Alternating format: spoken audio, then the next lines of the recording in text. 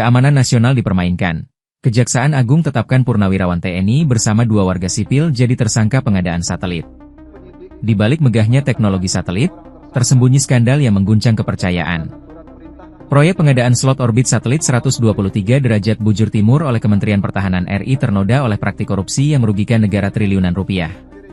Inilah kisah tentang penyalahgunaan wewenang, rekomendasi palsu, dan pengkhianatan terhadap kepercayaan publik.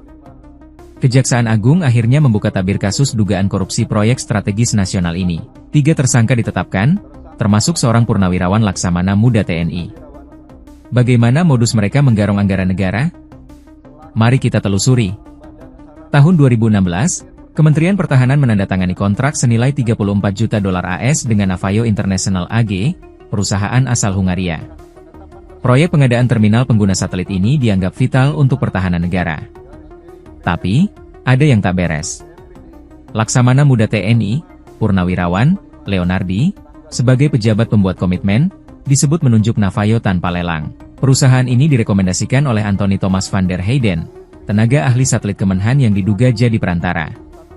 Modusnya cerdik tapi licin. Kontrak langsung tanpa tender, 4 Certificate of Performance, COP, ditandatangani meski barang tak pernah diperiksa.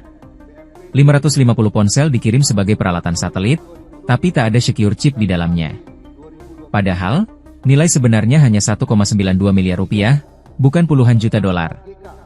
Hasil pemeriksaan ahli mengejutkan. Barang dari Navayo tidak memenuhi spesifikasi. Sistemnya tak pernah terhubung ke satelit Artemis, dan master programnya hanya 12 buku kosong.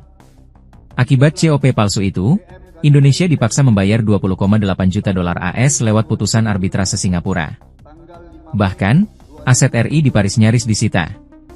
Tragisnya, uang yang harus dikeluarkan setara dengan 550.000 kali gaji pegawai negeri. Mereka mengabaikan prosedur, tak verifikasi barang, dan mengorbankan uang rakyat. Ini kejahatan terstruktur. Ungkap Andi Suci, Direktur Penindakan pada Jaksa Agung Muda Bidang Pidana Militer. Ketiga tersangka dijerat pasal korupsi dengan ancaman hukuman 20 tahun penjara. Tapi, ini bukan sekadar soal hukum. Ini tentang masa depan proyek strategis yang harus transparan, demi pertahanan negara yang tak boleh dikhianati. Total kerugian negara mencapai 300 miliar rupiah, angka yang membuat publik geram. Tapi yang lebih mengkhawatirkan, proyek ini melibatkan pejabat tinggi TNI yang diduga menyalahgunakan wewenang. Ini bukan sekadar korupsi, tapi ancaman bagi keamanan nasional. Ikuti terus informasi-informasi terkini lainnya di SIP News Network.